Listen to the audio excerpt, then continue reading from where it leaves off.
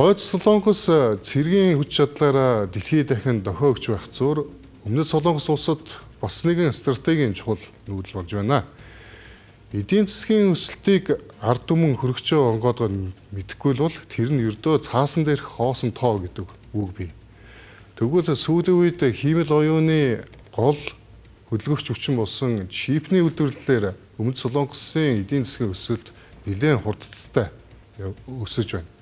Энэхүү өсөлтийг ард иргэдтэй хүртээмжтэй байх үүднээс Өмнөд Солонгосын ерөнхийлөгч Lee Jae-myung тус улсын технологийн салбарын, интернетийн салбарын авраг акулыг ерөнхий сайдаар томилоод байна. Өнгөрөгч нэмэн гарагт бүгд найрамд Солонгос улсын ерөнхийлөгч Lee Jae-myung улсынхаа ерөнхий сайдын албан тушаалд жижиг дунд үйлдвэр гарааны бизнесийн сайд Хан Сонг-сүүгийг албан ёсоор нэр дэвшүүллээ. Хэрвээ парламент энэхүү томилгоог баталвал тэрээр тус улсын түүхэнд сүүлийн 20 жил дэх анхны эмэгтэй ерөнхий сайд болох юм. Өнөөдөр Солонгос улс ерөнхийлөгчийн засаглалтай тул ерөнхий сайдын албан тушаал нь ихэвчлэн ёслолын болон захиргааны шинж чанартай байдаг. Хан Сонг-сүүг нь хуучинсаг улс төрч гэхээсээ илүүтэй Өмнөд Солонгосын интернет мэдээллийн технологийн тэргүүлэгч Naver компани гүйцэтгэх захирлаар ажиллаж байсан технологийн салбарын нөлөө бүхий лидер эдгээр онцлогтой. Ер нь хязгаарлагдмал эрх мэдэлтэй энэ суудалд яагаад заавал технологийн салбарын хүнийг сонгох болов?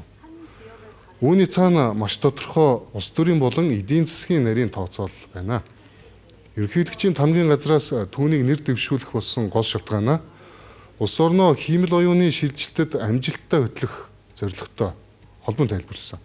Өмнөд Солонгосын эдийн засаг түүхэнд Чибол буюу цөөн хэдэн авраг гэр бүлийн корпорациудаас хэд хамааралтай явж ирсэн.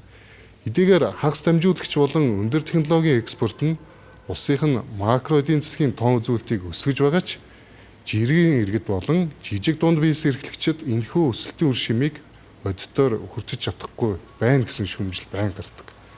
Тиймээс ерөнхийлөгч Lee Jae-myung жижиг дунд бизнесийн салбарыг сайн мэддэг эмэгтэйг засгийн газрын тэргүүнээр томилох замаар дундаж давхаргийнхны итгэлийг эргүүлэн олж авахыг зорж байна. Нөгөөтэйгүр дэлхийд даяар технологийн дайн ширүүсэж буй энэ цагт улс төрчийг бус инновац суурилсан туршлагатай менежерийг сонгосон дэлхийд дахинд эдгэж буй дохой гэж үзэж болохоор байна. Бүгд найрамдах Солонгос улс нь зөвхөн техник төхөөрөмж үйлдвэрлэгч орн байх ус. Програм хангамж болон технологийн цогц хүрэн байх болох зорилтын төлөө тэмүүлж байна.